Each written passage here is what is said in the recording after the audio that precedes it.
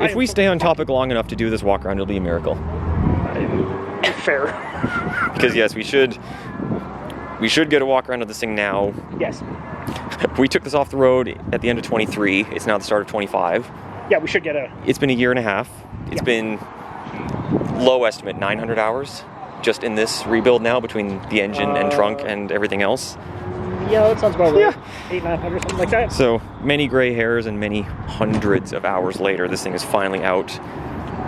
Only probably a year behind schedule at this point. So obviously the centerpiece is under here. We will get to that in a second. We should probably just start on the outside, get that out of the way first. Not that there's been too many updates on it. It's more or less as you remember it before. There's been a bit more restoration work since the last time it was seen on the blogger channel. Nismo S-Tune bumper, brand new OEM headlights, those are the big changes. It's been corrected finally, thank you to Jason. But otherwise the outside is exactly as it was before. Nismo R-Tune rear bumper, OEM aero wing, OEM aero skirts, Porsche chalk paint, a few other small touches. But that is where the bulk of those 900 hours went, so we should start running over that because there's a lot to cover. Yeah, so clearly this is where the bulk of the effort went. This was complete down to nothing, start from scratch job. Every nut, every bolt, every wire, every hose, subframe, suspension, brakes, everything out, and we started from scratch. So feel free to chime in with your own notes and memory of this thing, Brian, but we definitely went a bit overboard with this. See, the important one to note is this wire down here for the alternator. You mean the one that's in your shadow? Yes. Yeah. The one that says alt. Yes. The one that, when broken, yeah. Hey, means that you have to pull apart credit to us. harness. Credit to us. The whole wire tuck, modifying branches, lengthening, shortening, all that worked perfectly. True. The one broken wire was one we did not touch. Elsewhere in the harness, it just fatigued due to age and broke, and then kept the car from charging once it was reassembled. And created... which was a nightmare to try and track down. Yeah. And we ended up having to undo all the work we did. Yeah. This is the way the car has to sit. Unfortunately, it's not the best for shadows, but we'll make it work. So, the core of it was originally, it was because the bay needed paint. The bay was still the original factory white. And while the engine was out, it was due for a refresh. So we just went a bit beyond that. Full shave bay. Everything's been removed and deleted as far as possible. We did keep holes in the frame rails for mounting things, such as the power cable. It was just easier, but everything that point up has been shaved clean. There were a couple of new holes added in to keep some things accessible.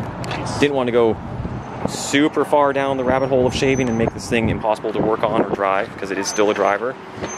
But everything else was deleted, reservoirs moved, wiring redone, as you do with a shaved bay, core support done as well.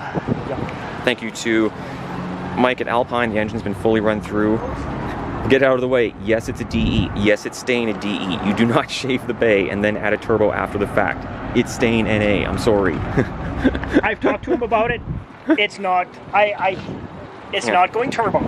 It's one thing when people joke, haha, when's the turbo coming? When people genuinely think that we're going to now come back and cut this up and put a turbo system in the car, sorry, no. I will say that, yes, this is leaving eventually. This is not staying in the car. Probably no secret anyway, but picture 4 little runners there at some point in the future. But that will also be when the radiator gets removed from its present home and tucked as well. So more to come, stuff that won't impact the work done in the bay so far. But that's down the road. Otherwise, it was just a chance to run through and do, a full refresh of the car. So new brake lines, tucked brake lines from Chase Bays, new Z32 master cylinder. Everything remaining that's factory has been cleaned up, repainted, refinished, whatever. All new hardware throughout, engine run through as noted, new hoses, new belts, on and on and on. There's the new headlights as mentioned earlier, the new genuine S-Tune bumper, which yes, no intercooler behind it, nor will there be.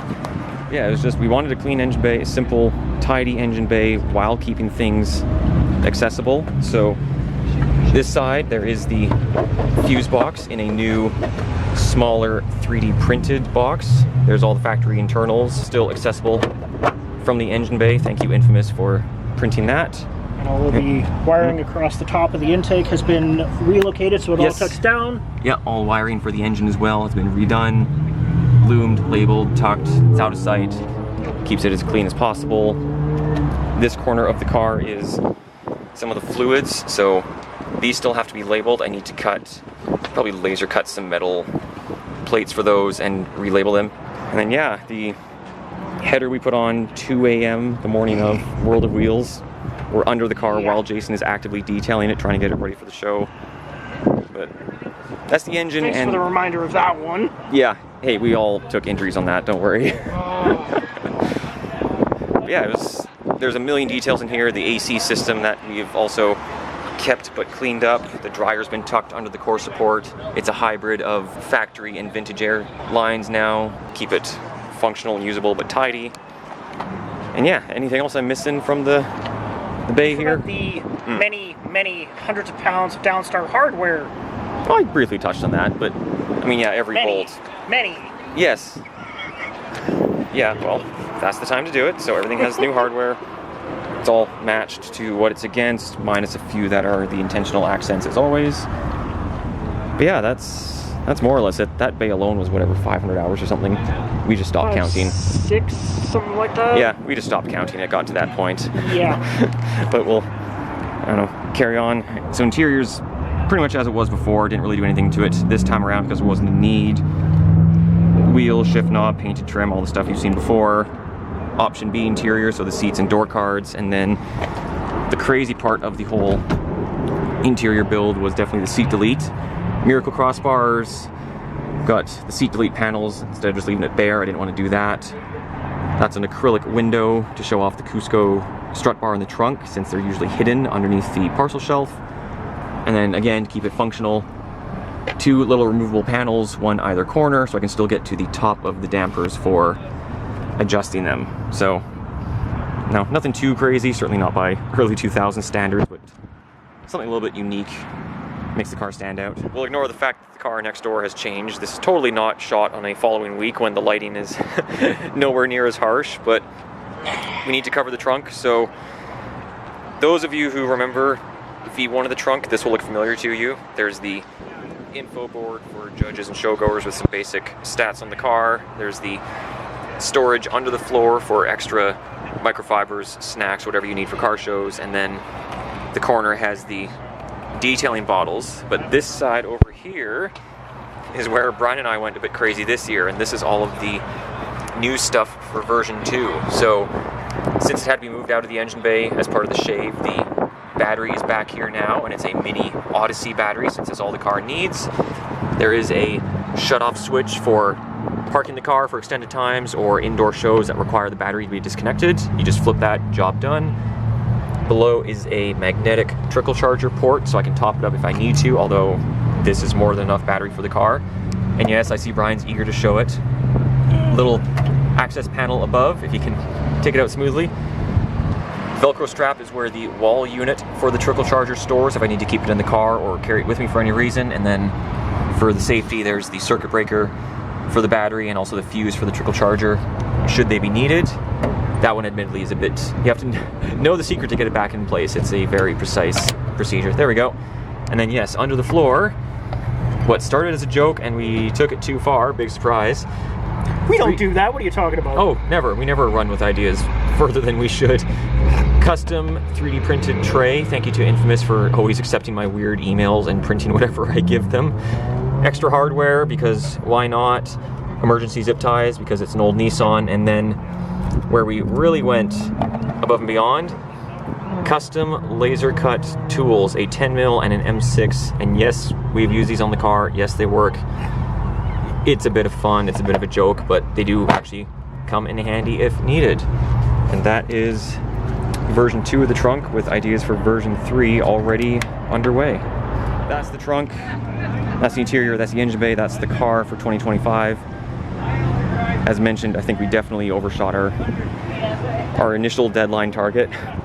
A year late? I think for 2026, we'll completely strip it down to a shell and start over. Absolutely not, no. What do you guys think? No.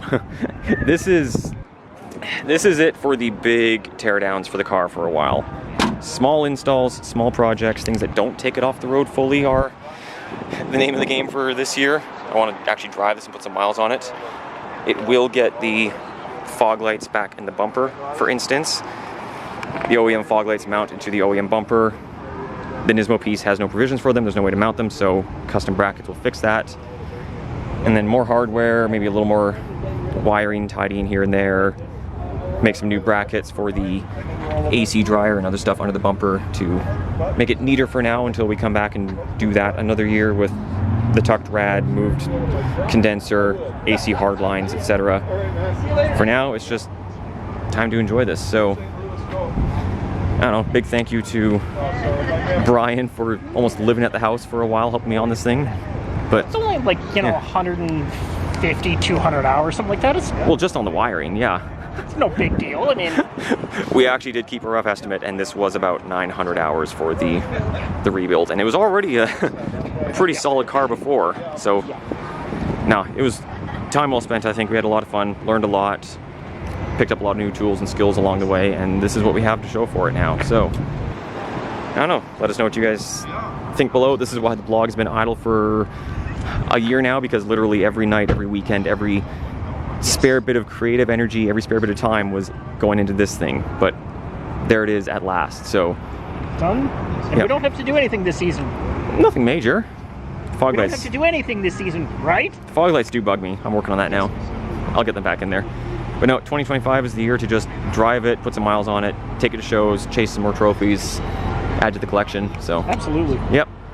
So there it is. Let us know what you guys think below, and thank you for watching.